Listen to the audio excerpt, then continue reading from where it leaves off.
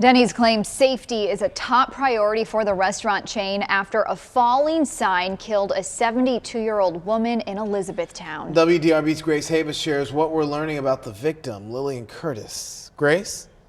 This surveillance video captured the moment a strong wind gust knocks over the sign above the Denny's, sending it tumbling to the ground where it landed on top of a car. Inside that car, 72-year-old Lillian Curtis, her husband Lloyd, and their daughter. All three of them had to be cut out of the crushed car and taken to the hospital. A few hours later, Lillian died. Lloyd is still recovering in the hospital, and he had actually just been released a few days ago after having open heart surgery. The couple's daughter, Mary Kay Graham, was also hurt, but has since been released from the hospital. Family tells WDRB News the three were headed to Columbia, Kentucky. Witnesses say the car was in motion when that sign suddenly fell. It didn't happen at all, man. Yeah. It's a freak accident.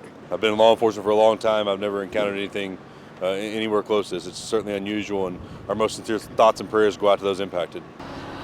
According to Elizabethtown City Code, signs like the one that fell are required to be built and maintained up to the state standards. WDRB News has requested city records regarding permits for signs at the location, as well as other documents showing what, if any, maintenance has been done to them. City officials have not yet responded.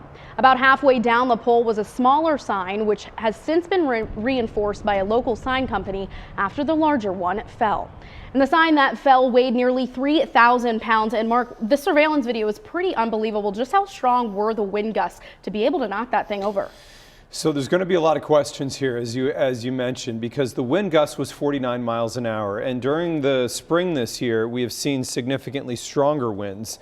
So why did the 49-mile-an-hour wind knock it over? Again, there is going to be some real questions in terms of what specifically was the cause. But when we look across our area, 58-mile-an-hour winds in Louisville, 56 in Frankfort, 55 Campbellsville, 49 in Elizabethtown. Obviously, the winds definitely contributed to that. But was there any weakening? Again, will be something that really has to be studied on this one.